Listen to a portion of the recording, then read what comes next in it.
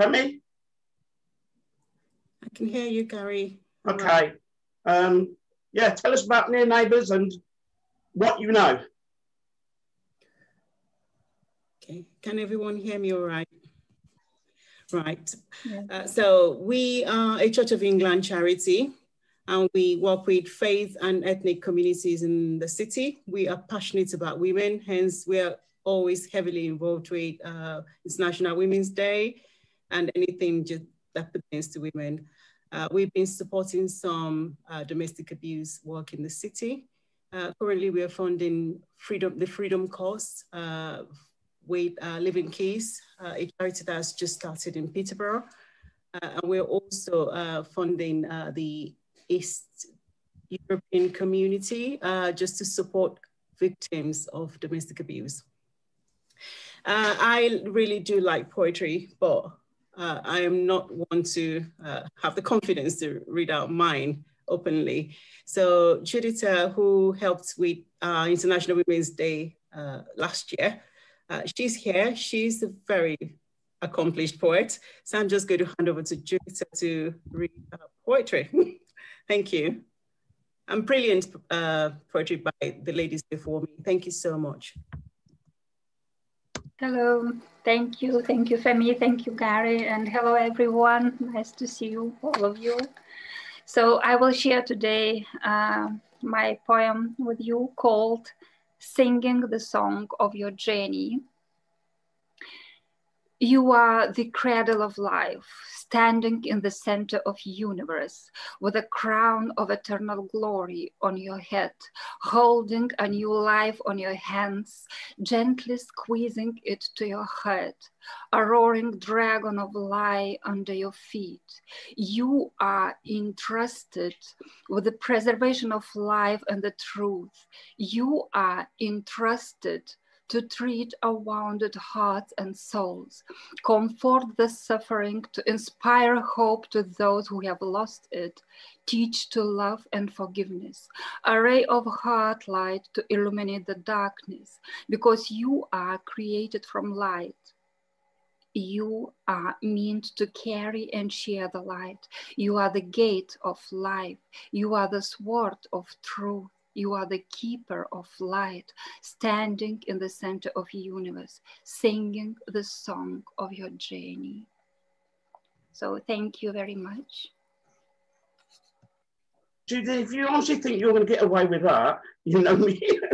So, Jen, tell me about what Near Neighbours do and what you do and why you went to see the Queen. I was helping to Femi with Near Neighbours project last year, and we had very great project called Real People Honest Talk. And you, Harry, also was involved in there. Also, I was representing the East European communities and Catholic communities when we had on 2019, the reception at the Buckingham Palace with Elizabeth II.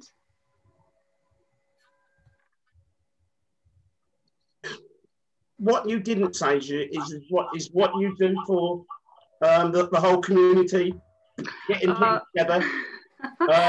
Actually, I used to work at Peterborough Museum. I used to work with the Metal Art Gallery, and also I'm involved. I'm a leader of Lithuanian community here in Peterborough, and also I'm working with different background communities with migrants heritage.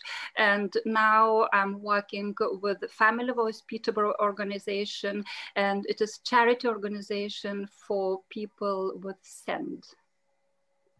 Brilliant. Another one who always kicking me up the bum to get this and do this and whatever, and we love it. Thank this round of applause for both Femi and Judith. There's lots of work with the young people, the communities, which doesn't get done without these two. I've just seen Alison Davis just come in. Alison Davis? Hi. Hi, Alison. Hi. I thought GMT stand for Gary in the meantime. That's cutting it fine. Sorry. I'd got it down as starting at 6:30. Sorry. And it's 6:40. No. So, Alison, Yeah. are you okay to go to tell us what you do, how long you've done it, and about your publication? Okay. Thanks.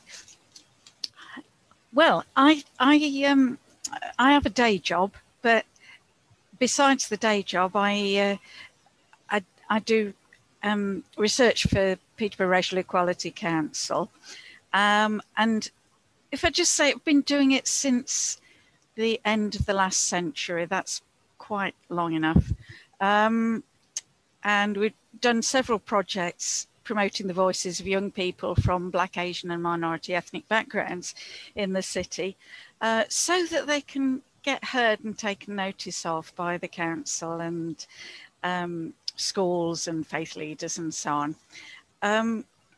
And the most recent project, which we called For the City's Sake, which if anybody wants a copy, you'll put your address in the chat box and I'll send you one. You might even recognize some of the people on the cover. And it was the publication was kindly funded by Near Neighbours. I hope Femi's still there to say hi, and big thank you. These have been going all over the country, and one or two of them out of the country. So it's really thanks to Near Neighbours. What this most recent one has done was a project recording the views of 430 young people from Black, Asian and minority ethnic backgrounds about subjects they felt strongly about, like racism, and how to build a stronger city in Peterborough, their views on these things. And we, of course, we invited both girls and boys because it was supposed to be about young people in Peterborough. Although I have to say a majority of girls chose to participate. And so I've just chosen a few of their comments to share with you. First of all, they spoke strongly about their own experiences of racism. And I'm just going to read you one or two. They call me a N-word, which I won't say, and said, "You are black and you're going to be my slave." And they said he would sell me. Another one, "I feel I face racist behaviour around me every day in Western society, as they have a prejudgment and misconception of our customs and religion." Several girls from different backgrounds said, "I got told to go back where I come from." And many of which, of course, in most cases is Peterborough. Many of the girls felt that racism towards them had got worse since the Brexit vote. One young lady said people voted Brexit because they wanted foreigners to leave. And racism and discrimination has increased in the light of Brexit and ISIS. Girls described racialized female stereotypes that they suffered from some teachers, particularly young Muslim girls who wore the hijab, felt that some teachers dismissed their own career ambitions to go to uni simply because they believed they would not have to, they would have to leave school and get married, and they just made that assumption that there was no point in the girl going to uni. That was said lots of times, I'm afraid to say. And indeed, one teacher told me as researcher, that there was no point in asking the Asian girls their view about building community cohesion because they weren't allowed to go out. So they didn't meet people from other communities. They also expressed strong feelings about how they were portrayed negatively in the press and on social media. One young British Muslim told us, if all young Muslims are seeing in the press is how negative migration is and how everyone hates it and how every single attack is from Islam, they don't report any other attacks from any other groups, then they are going to feel angry. Another British Pakistani young woman summed it up. People make assumptions based on what they hear. People need to stop making assumptions and get to know people for themselves. These young women wanted their teachers, the authorities, and us to know about the issues and acknowledge where they are happening. Not, as one teacher said to me, oh, we've eliminated racism in our school. Not sure I believe that. We're working hard to eliminate racism. Great. But I don't think it's actually happened yet. Not from what the young people told us. But they do have, I mean, what I've said so far sounds quite negative, doesn't it? But they have many, many, many positive ideas about what we should be doing in Peterborough to improve things. And I'm just going to finish off and read you just a few of them. Gatherings and social events should be organised where all different varieties of communities can connect. More celebrations in school of multiculturalism. Acknowledge other cultures, e.g. more lessons on Asian history and Black history. Make more of an effort to educate people on different cultures and faith groups. Focus on similarities rather than differences. They believe that education is important and powerful, and getting to know your neighbours is essential for addressing stereotypes and promoting mutual understanding. So I want to end, you'll be glad to know, by reading you an extract from an interview with a young British Pakistani young woman, aged only just 14, and she was reflecting on how her own attitudes had changed towards others. We had certain students in our class who were from Slovakia. And before we knew them, we were like, okay, they're foreigners. We don't need to know any interaction with them. And they're like a little bit lower than us, than you could say. But then once we got to know them, my viewpoint changed. And it was like, okay, they're human. They're normal people. They just can't speak English so well. Now, I think with empathy and perceptiveness like that in a just 14-year-old young woman, from the women of tomorrow, I think our city is in good hands. Thank you. Sorry, I can't do any poetry, no. But I think their words are a lot better than mine. Alison, before I give it a standing round of applause or respond to your email, today's, I've been quite indulgent in that, like the women have gathered, have moved me and the stuff, what you do. As wonderful Alison didn't tell you, she's been fighting racism since I was a nipper. And so when she asked me to be involved with PREC, People of Education Executive Council, nobody says no to Alison. But she's an amazing figure. The book For a City's Sake, I know it's about Peterborough, but we have got, well, I'll say we, a royal we, we can send you. It saves a lot about... Right, I'll send it, Gareth. Anybody puts their, well, either an email address or a postal address in nobody reads 52 pages of PDF, but the photography and thanks to Near Neighbours, the photography and the quotations really come over very well. If you put a postal address or an email address where you can send me a postal address in the chat, I'll send you on. Thank you, Alan. It's the voices of the young people. To me, it's a world-class document, and it should have been a world bestseller by now. Thank you, Alison, for all that you do for our community. And thank you for coming here and supporting everything from Say It Louder. Thank you for that, Special K. I don't know if I do roar anymore these days, but anyway.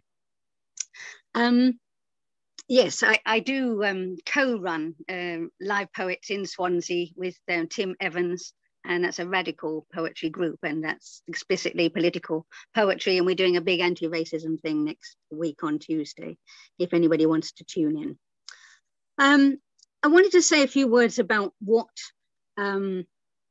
this day, how this day came about and what we're doing with it, International Women's Day, because it started at the beginning of the 20th century, and it came out of workers' rights and women on strike, both in New York initially and then in Russia, which led to sort of triggered some of the things for the Russian Revolution, and then led to got women joining together, not only for women's rights and women's pay and for divorce and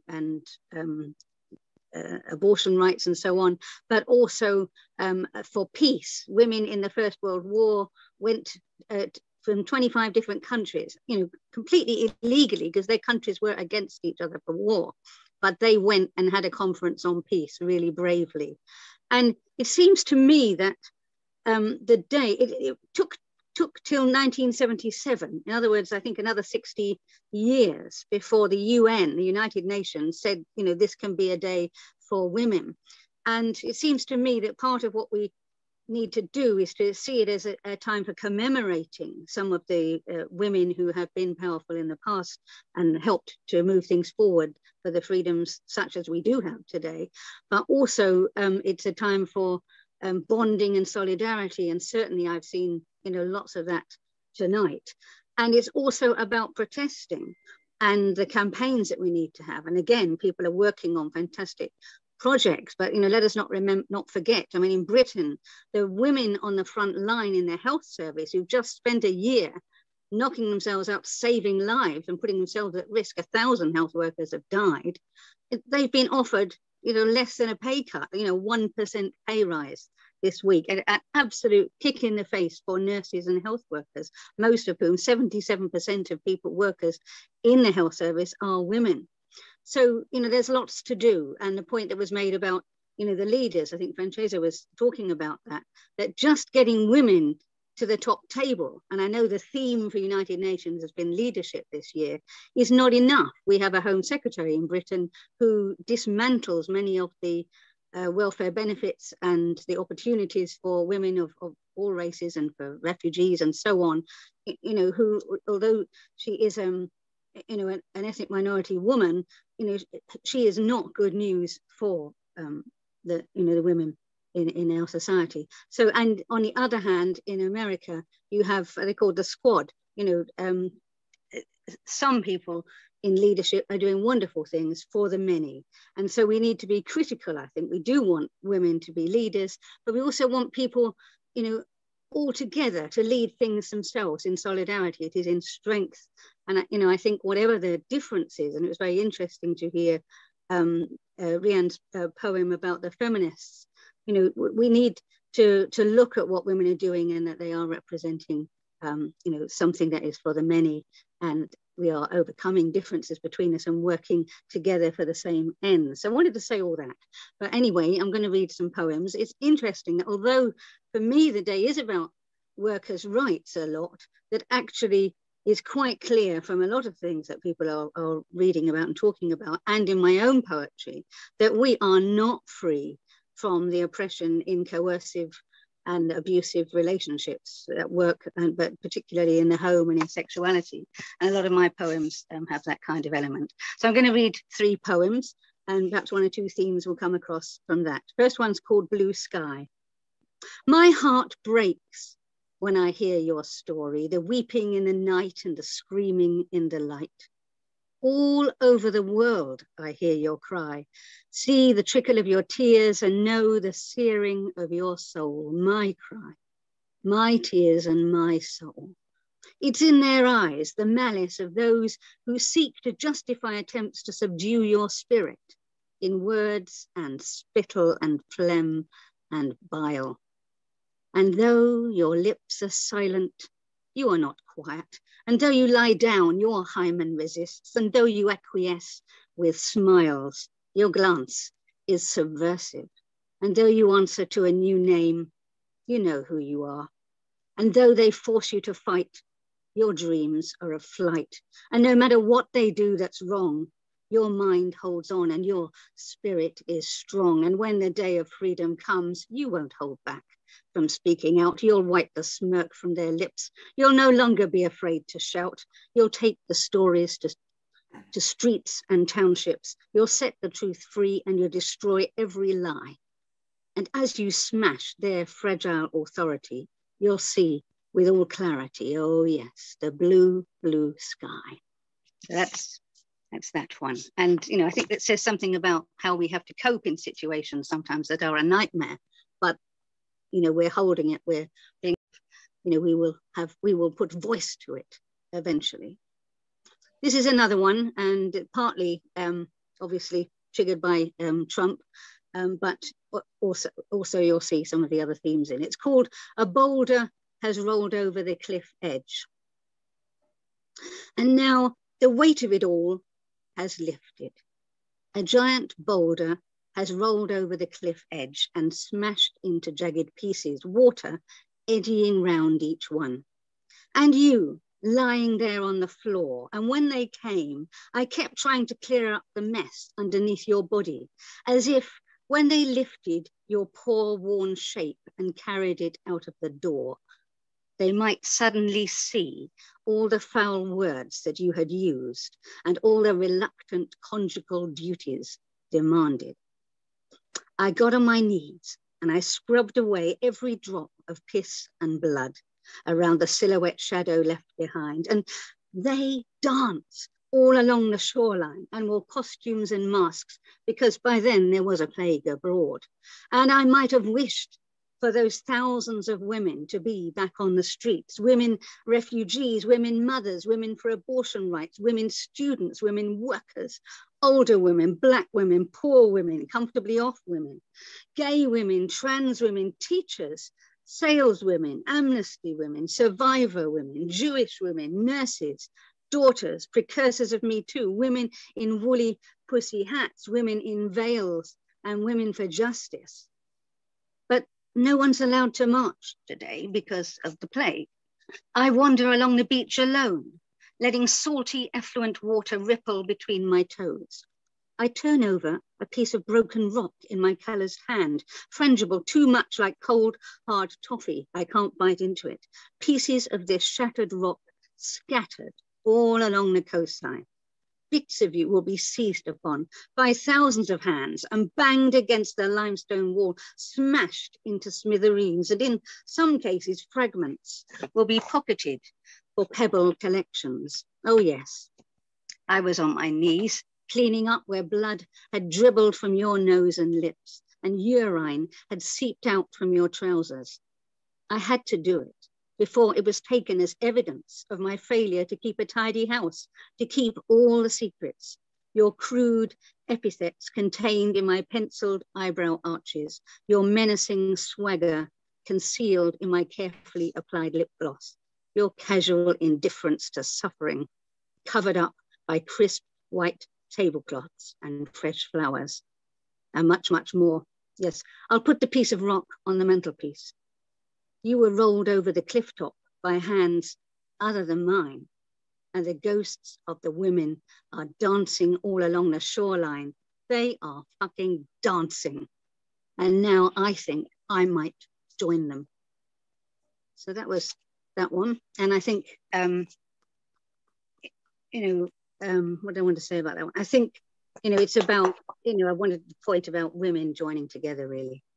And then finally, another point I wanted to make about the political process is to see ourselves as part of the flow of history. So commemorating the women who've come before us, but also the fact that we have to sort of pass on the baton to women younger than ourselves, which of course, since I'm in my late 60s, is something that occurs to me. And I'm really delighted that my daughter has joined us during the evening, and she's here in the audience. Anyway, this is called Giselle. This is my last poem. Sometimes a poem appears in the night, during those restless hours before the dawn, thinking of my mother, whose hair turned white, or the day when my daughter was born. I remember their midwife, a man who'd once flown planes in a war, and the heat, and how we'd needed a fan, and how I had crouched on the floor. I learned from my mother how scared she'd been, alone and in pain, but ambivalent too. I was much older, but she was 19. I made choices, but she was told what to do. The curtain flaps in the wind, the night air cools my brain. My mother felt she had sinned, and she married to avoid a family stain. But now my hair too turns pale, and my girl is wild and free, and against her strength I am quite frail, and my heart calls out a plea. Let me rise from my bed and dance like Giselle from the lake, the ghost of deliverance. But still I'm awake. My arms and legs stretch out, arabesque of longing expressed. Come back, mother, I want to shout, suddenly realizing I'm distressed.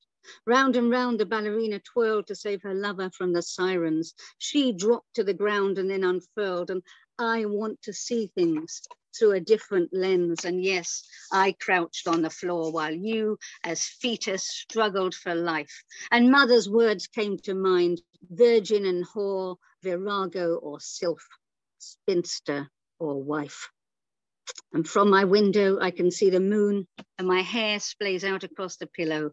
I want to swim with you in the lagoon, but in my life now, you are a shadow. Exhausted, the battle is won. The owl hoots from the trees, saved by love. My work is done, and in sleep there comes heart's ease, and peacefully I slide into the water. You must create your own words now. Your turn to be the daughter. Your job to find out how. Thank you so much, everybody. Let us rise together.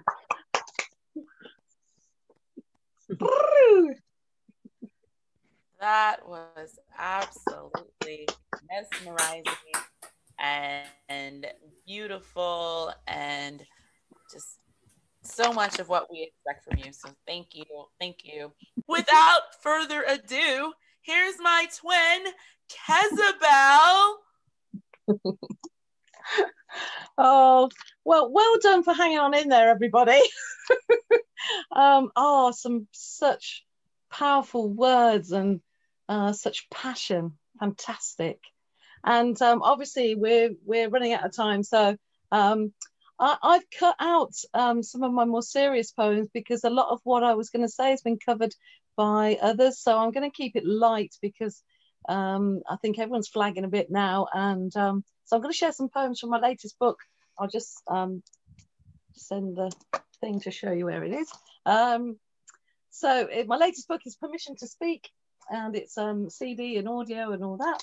And we're still surviving through lockdown, aren't we, as creatives, one way or another.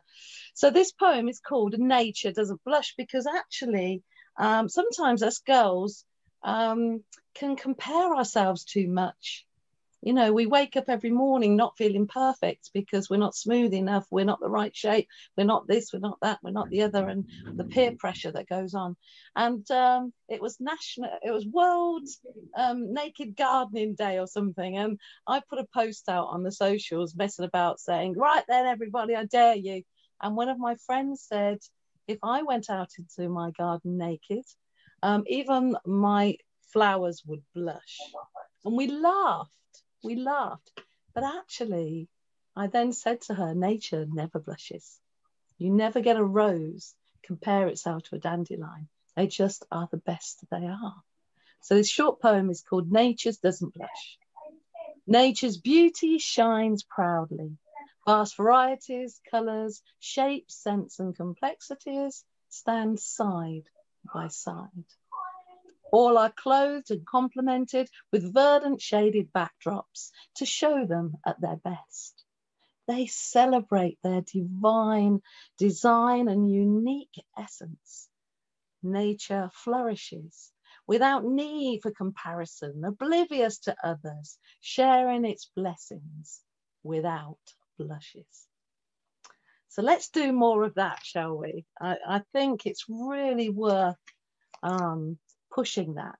I really do, because we do compare ourselves too much. You know, words are powerful. Maya Angelou said, we delight in the beauty of the butterfly, but rarely admit the changes it's gone through to achieve its beauty. And that's not just external beauty.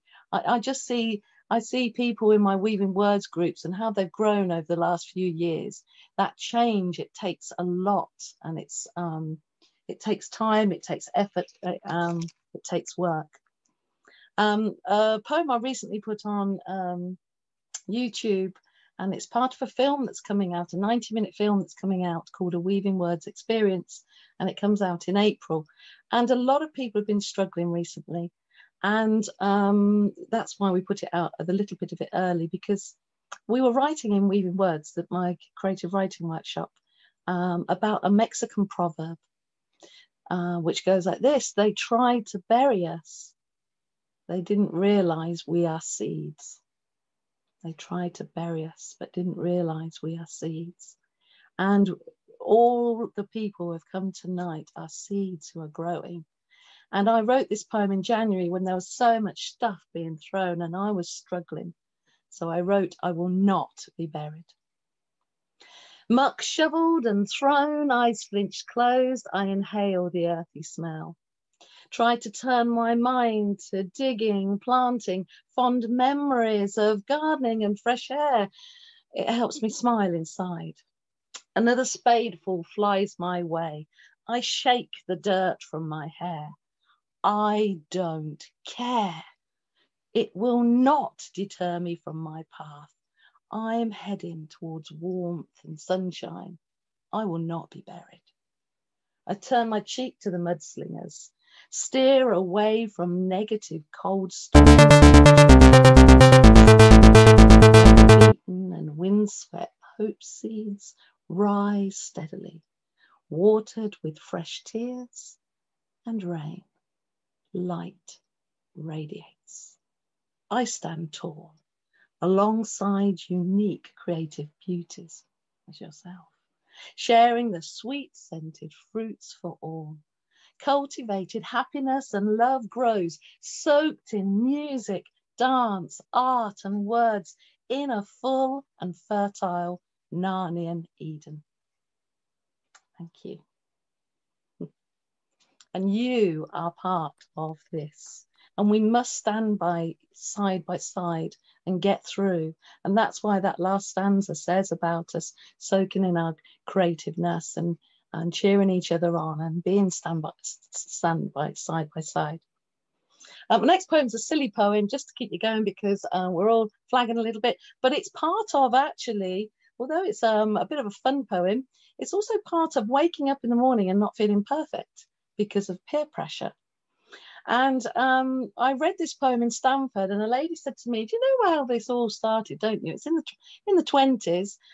Gillette invented a razor blade, the disposable razor blade, and they made a lot of money, And then they thought, hang on, we're missing a trick here. And they put a massive advertising campaign out through America saying, in Europe, it's all the fashion to be smooth. And suddenly their sales went up. And that continued. 30s, 40s, 50s till today. This poem is called Retro Afro Muff. To depilate or not to depilate, that is the question.